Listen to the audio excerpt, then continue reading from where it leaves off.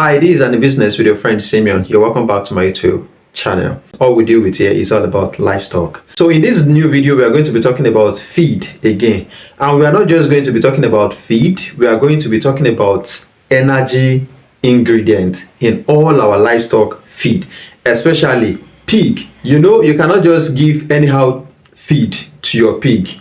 Even if it is goat you have, fish you have, there must be some classes of food inside that particular feed you are giving to your livestock. Sometimes that feed can contain up to 4 classes of food, 5 classes of food, 6 classes of food, so on. Among it all, we are going to be talking about energy source only. And right in this video, I'll be listing up to 7 energy source, like energy feed materials that you can buy and mix with other feed ingredients that you have at the farm. So just in case you are looking, maybe you are a newbie in this business, or you want to formulate feed and you don't know what energy source or carbohydrate source means when it comes to formulating or making feed for your livestock, that is what this video is basically all about. So if you are new on my YouTube channel, please kindly subscribe to my YouTube channel, turn on the notification bell to get notified whenever time I drop a new video for you. The last video I dropped, I talked about protein. So if you haven't checked it, you can go on. Like if you want to know more about protein source, this is energy source. I talked about protein source not long ago. You can check on my YouTube channel. You are going to see it there. Number 1, which is rice bran. The percentage in rice bran is around that 35 to 50%. So just in case you want to formulate your pig feed and you are using rice bran. Rice bran is basically fiber. But all this, if you remember, and the protein, if you watch the video I made about protein, you can quickly go and check it before you watch this one so that you can understand me better. When I talked about those protein source, I made you understand that those protein source also have other kinds of food in them. Maybe small energy, small fiber, small fats, so on, mineral inside them. But what they work for mostly is protein. The same way, some of the energy source that I'm going to list in this video also have protein and other nutrients in them. But basically, we are talking about energy source. So rice bran have up to 35% to around that 50%. So if you want to use rice bran, it is good. It's a good source of fiber and also a good source of energy. Number 2, that is PKC, palm kernel cake. That is PKC. So PKC has around that 45% to around 55% energy in them. And they also have fiber and fats within them. So PKC, the one you are getting from the industry, it's mainly part of our pig feed. That is the main part of our, it takes higher percentage when we are formulating. It takes higher chances when we are formulating feed for our pig. So that is the level of energy inside the PKC. Remember, we have the industrial PKC and we have the local PKC. What is the difference between the two? The difference is not much. One, they use industrial machine which over process it. They squeeze out, like they take out all the oil inside it, whereas the local one is processed through local machine. The machines they fabricate locally, so it cannot process and squeeze out, like press out the oil out of the nuts totally like that of industrial one. So that is why we term them. One is industrial PKC and the other is local PKC. That local PKC is better compared to that of industrial. The industrial have lost so many nutrients in them, but the local still have much within it. Now, number 3, we are going to be talking about wheat bran. Wheat bran is also fiber source, but wheat bran has around that 55% to around that 75% energy in them. What are wheat bran? Wheat bran, either you call it wheat bran or wheat offer. Wheat bran, they are just the waste. When they harvest wheat, so the waste, they grind it together, then they sell it to farmers to feed their animals. So that is that about wheat. For example, if you are not getting all these materials, or you don't like using a single material inside the feed that you want to compound, it is easier for you. Like I explained in the video that I talked about protein, it is 1 plus 1 that make it 2. 2 plus 2 that make it 4. For example, if you only have 50 kg of wheat on ground, all right, and you need up to 100 kg of wheat, but you are not getting it, you are getting something like rice bran somewhere else that they told you that you should buy. Remember, rice bran has around that 45%, 50%, 35%, all right? So you can get maybe 60 kilo. You understand? You already have 50 kg of the wheat. You needed 100, but you cannot get the remaining 50. Now they are telling you that rice bran is available. So just go there. Instead of getting 50 kg of rice bran, you get around 60 kg of rice bran. The reason is because that 60 will increase the level of energy or whatever nutrients you want in the feed that you want to compound. It will increase it. Don't forget that you only needed 100 kg, but now you are buying around 110 kg. That is just to increase the level of either the fiber source or the energy source you want in the feed. That is why I said 1 plus 1 is equals to 2. It is not a must you get 100 kg wheat. So far you know that rice bran also give energy, and wheat is also a source of energy. Then you are good to go. You can just merge the two together. The reason why I said rice bran should be around 60 kg is because if you compare the percentage of rice bran to that of wheat bran, it is very, very low compared to that of wheat bran. So that is the reason why I said you should buy it up to 60. When you buy it up to 60 plus the 50, so that 60 is equivalent to 50 of wheat. I don't know, maybe you understand that. So that is that about it. Compounding of animal food shouldn't be something hard. So let's continue and let's go to number 4. Number 4, what we have in number 4 is sorghum.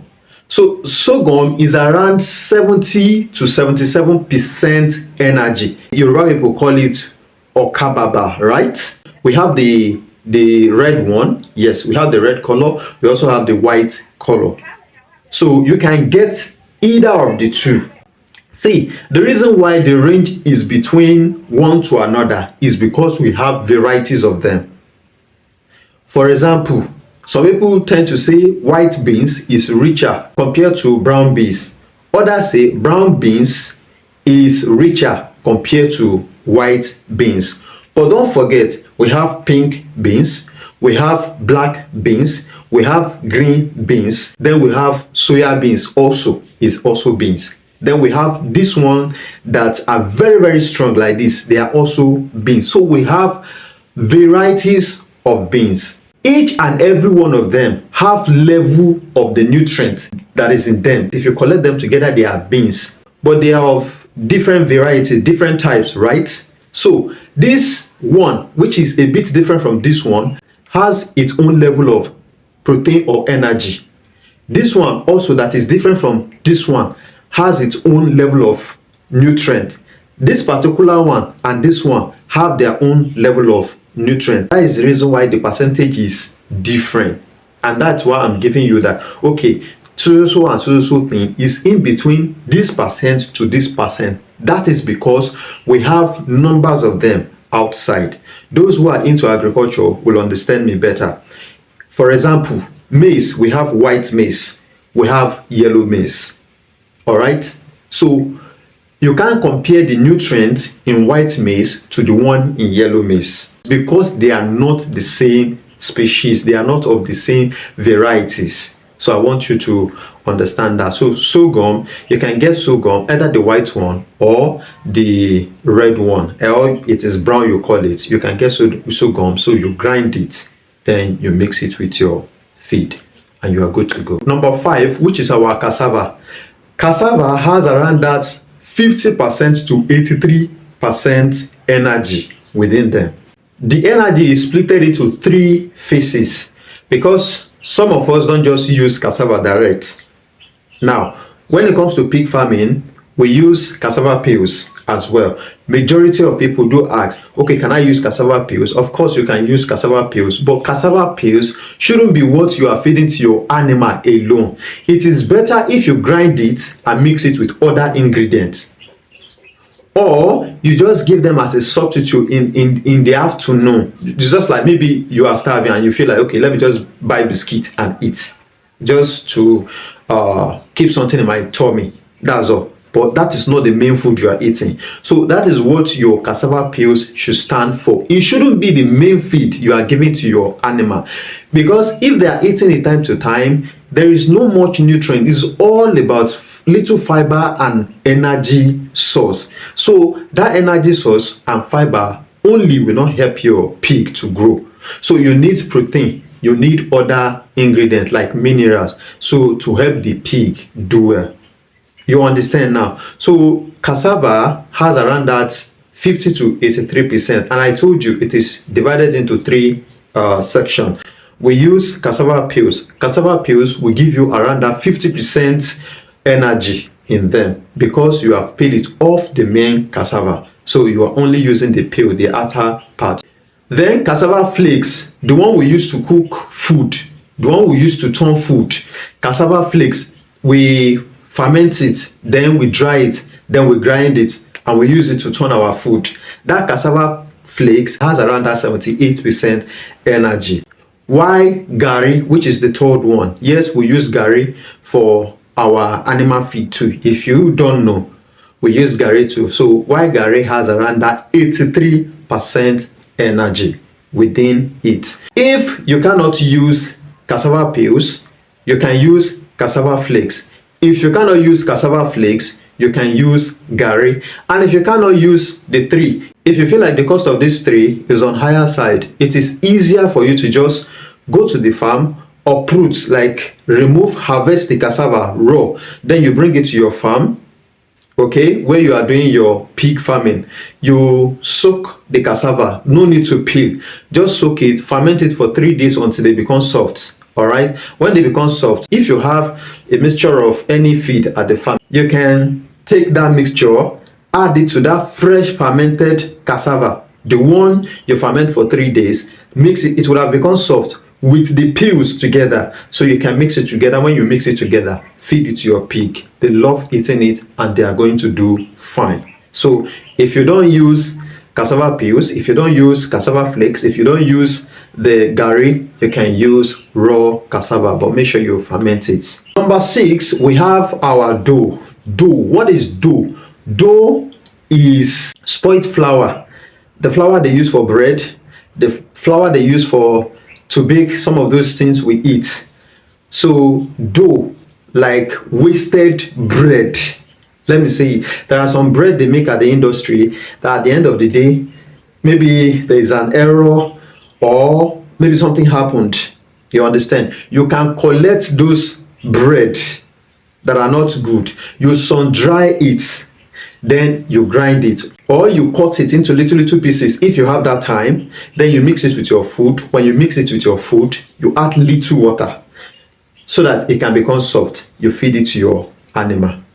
So dough has around 77% of energy to 83% energy. That is dough for you. You cannot buy fresh, fresh flour from the market will be expensive.